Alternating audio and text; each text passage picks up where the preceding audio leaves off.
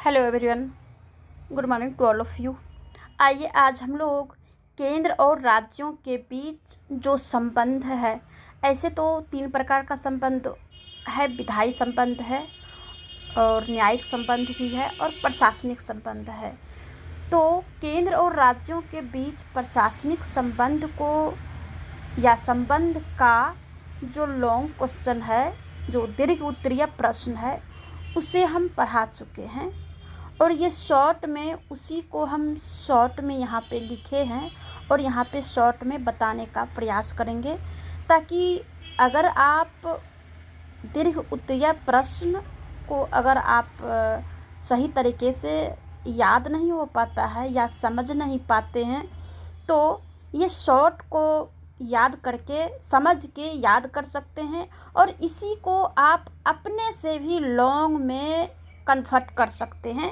तो आइए हम बताते हैं केंद्र और राज्यों के बीच प्रशासनिक संबंधों का परीक्षण करें। इसमें जो है केंद्र और राज्यों के बीच मुख्य रूप से 2 भागों में विभाजन किया गया है। केंद्र और राज्य के बीच प्रशासनिक संबंध को मोटे रूप से 2 भाग में, जिसमें कि पहला है वे उपाय जिनसे संघ राज्यों पर नियंत्रण रखे, यानी कि केंद्र सरकार राज्य सरकारों के ऊपर नियंत्रण रखेगा। वो किस प्रकार से नियंत्रण रखेगा उसे आगे डिटेल से बताएंगे। दूसरा जो उपाय है जिनसे कि राज्यों के बीच परस्पर सौहार्द और सहयोग उत्पन्न हो। अब राज्य और राज्य के बीच भी है और केंद्र और राज्य के बीच कुछ ऐसा उपाय करेंगे जिससे कि दोनों में कोऑपरेशन बना रहे, दोनों में सहयोग की भावना बना रहेगा। तो आइए इसका भी कुछ पॉइंट है। जैसे पहला पॉइंट हमने बताया कि संघ जो है यानी केंद्र सरकार, यानी कि जो केंद्र में प्रधानमंत्री होते हैं और राज्य में मुख्यमंत्री होते हैं, और केंद्र में जैसे कि राष्ट्रपति और राज्य में राज्यपाल, तो वो केंद्र जो है किस प्रकार से राज्यों पर नियंत्रण रखेगा, इसे हम आइए पॉइंट्स के रूप में जान लेते हैं।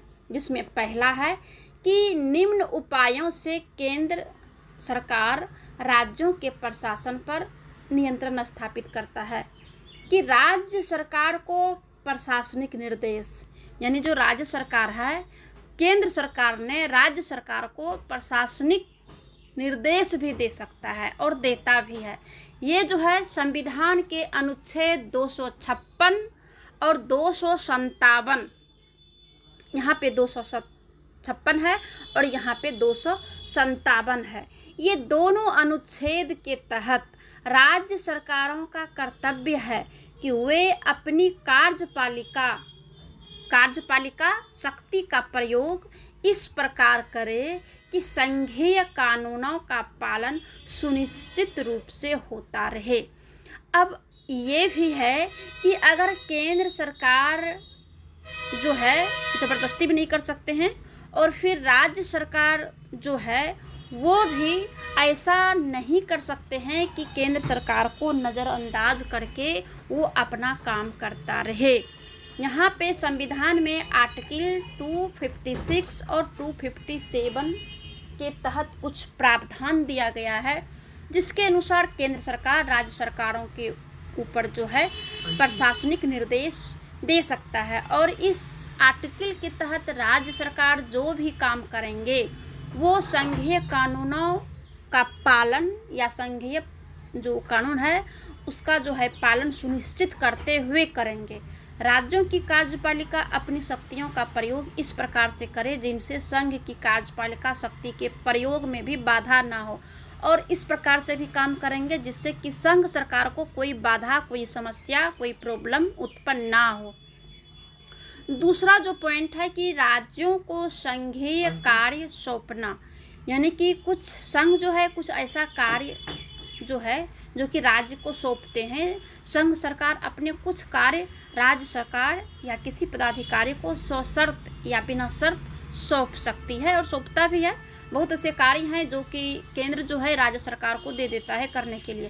और जैसे कि राज्य सरकार जो है कुछ काम जो है, जैसे कि 19 प्रकार का काम था पहले, अभी कुछ कामों को कटौती किया है। राज्य सरकार जो है त्रिस्तरीय पंचायती राज सरकार को जो है देता है, मुखिया सरपंच को जो दे देता है। तो उसी प्रकार से संघ जो है कुछ कामों को शर्त यानी शर्त के साथ भी और बिना शर्त भी राज्य सरकार को दे सकता है। तीसरा जो पॉइंट्स है वो है अखिल भारतीय सेवा। अखिल भारतीय सेवा में जैसे कि भारतीय प्रशासनिक सेवा जो है और भारतीय पुलिस सेवा के अधिकारियों का कार्य क्षेत्र संघ और राज्य दोनों के अंतर्गत आता है। इन सेवाओं के अधिकारियों का नियंत्रण संघ सरकार के साथ में होता है, अतः इनके माध्यम से राज्य के समस्त प्रशासन पर संघ सरकार का नियंत्रण बना रहता है। चौथा जो पॉइंट है अनुदान मांग है। केंद्र अपनी अस्थाई निधि में से राज्य सरकारों को अनुदान देती है, जिसके लिए वह राज्यों पर कुछ शर्त जो है थोप कर नियंत्रण जो है लगाता है और नहीं भी लगा सकता है। आगे पॉइंट है अनुदान मांग।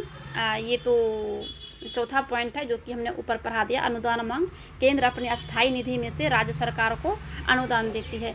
दूसरा जो पॉइंट था केंद्र और राज्यों के प्रशासनिक संबंध का, वो है कि राज्यों में परस्पर सौजन्य के उपाय, यानी कि राज्यों में जो है या राज्यों में परस्पर जो सौहार्द की भावना है। संघ के कई इकाई जो है राज्यों में सद्भाव और सौजन्य बनाए रखने के लिए कई उपाय किए हैं, जिसमें कि पहला है संघीय कार्यवाहियों व न्यायिक कार्यवाहियों को मान्यता।